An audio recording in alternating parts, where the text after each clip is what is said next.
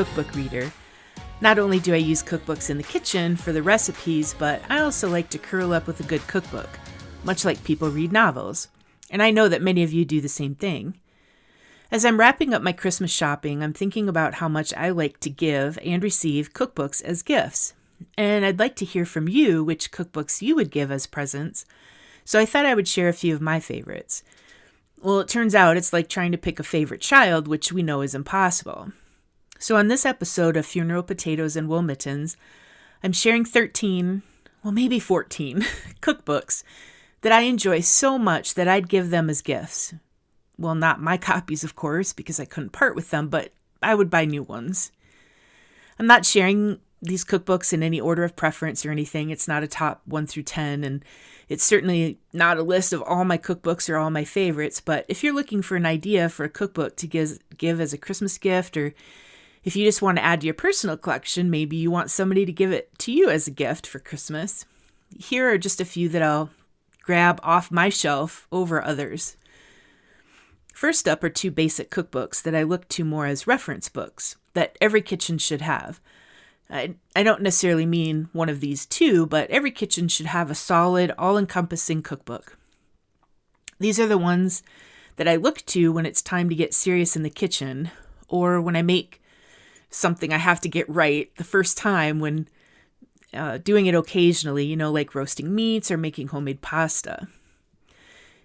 These are trusted sources of tried and true recipes that you can always depend on. They make great gifts for young adults who are just establishing their kitchens, and it's also a really thoughtful wedding gift.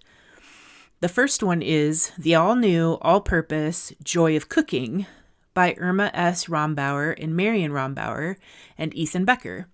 My copy's a 1997 version. I don't know that they've made another version since then, but the 97 version was a new version from the first one that I think came out in the 30s. There's more than 1,000 pages and 38 chapters in there. There really isn't a dish that they don't cover. The most wrinkled page in my book is fettuccine with butter and cheese in the pasta and dumplings and noodles section. Then I also have a post-it note in the eggs section because I used to reference it when I wanted to make hard-boiled eggs.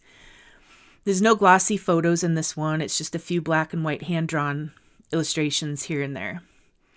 But this is just the kind of cookbook you don't necessarily expect or need the photos. The second really hefty reference book is the complete America's Test Kitchen TV show cookbook with every recipe from seasons 2001 to 2021, so 20 years of recipes. And although there aren't photos of every recipe, there are color photos of some of the dishes. The heavy book is more than 1,000 pages with 26 chapters, everything from basics like roasting a turkey, lasagna with meat sauce, to yeasted donuts and pie dough. You really could feed your family for a whole lifetime with just this one book. So moving on to my favorite dessert, cheesecake. 2 baking books for the cheesecake lover in your life are brought to us by 2 dining establishments in the United States. Junior's Cheesecake Cookbook by Alan Rosen and Beth Allen shares recipes from Junior's Restaurant and Bakery, which has several locations in New York. They've become known for their delicious cheesecakes. This cookbook has a lot of color photos of many of the cheesecakes, and they teach you how to make their signature sponge cake crust, along with the basic cheesecake baking principles. And the second cheesecake cookbook is from Chicago's legendary Eli's Cheesecake Company. Eli Shulam owned a delicatessen back in 1962 and then opened Eli's The Place for Steak in 1966. He added cheesecake to that steakhouse menu in 1978.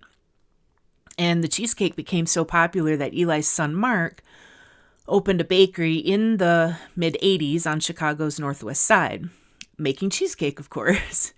The steakhouse restaurant closed around 2005 is what I see, but Eli's Cheesecake Company has really flourished. The book is titled Eli's Cheesecake Cookbook, Remarkable Recipes from a Chicago Legend. It's authored by Maureen Schulman, Tara Lane, Diana Moles, and Jolene Worthington. It includes a little history and a lot of fun stories of the early days, and there are color photos of almost all the cheesecakes. So now let's talk about pie, baked pies and cold cream pies. These are two really beautiful pie books that make everything really sound easy, and they look beautiful. The first one is The Book on Pie, Everything You Need to Know to Bake Perfect Pies by Erin J. McDowell. And if you've seen her, she does really incredible YouTube videos. Look up Erin J. McDowell Pie, and she'll show you how to do it on YouTube. The other book is called Me, Myself, and Pie, More Than 100 Simple and Delicious Amish Recipes by Sherry Gore. They both feature mouthwatering photography, and they're just really lovely to look at and hold and put in your purse and take it with you when you travel. And you knew I would include cookbooks for down-home baking, so here's 3.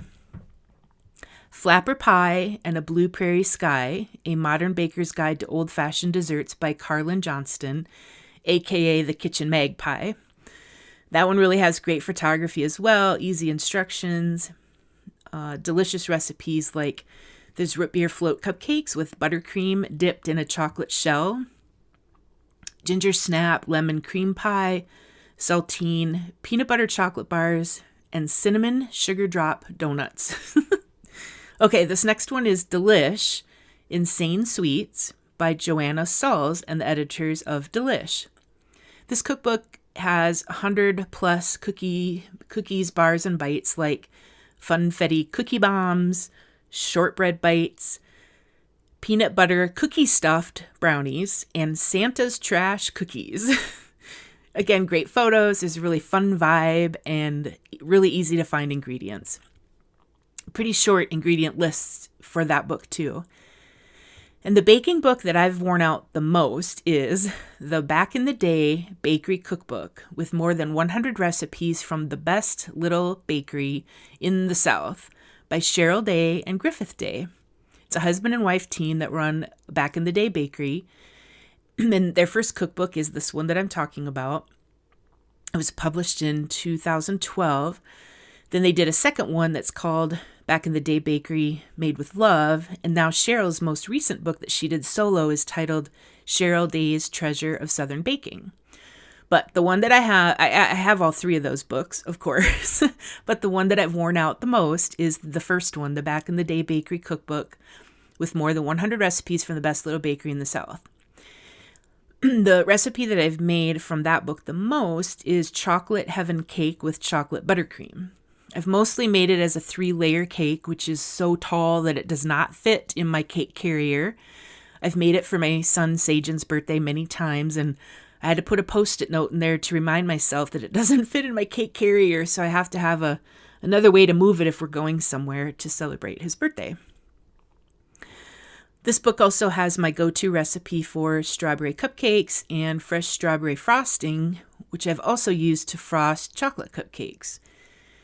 The ginger cake squares in there, those are really good, as are the chocolate chip cookies, molasses ginger cookies, and the Nana cream pie. There's so many recipes I still want to make from this cookbook, like the white bean soup with bacon.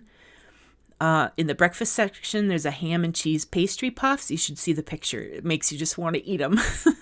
And then I also want to try the sorghum molasses chips. It's like the honeycomb candy, but made with sorghum and molasses. I mean, you can't beat that.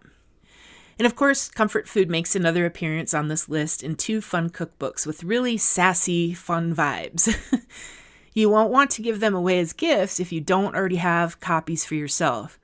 Now, I've done that before. You buy a cookbook, you like it so much you have to buy a second one in order to give it as a gift. So here's 2. Delish, Eat Like Every Day's the Weekend by Joanna Sauls and the editors of Delish. So this is the second one that I have on this list by Delish.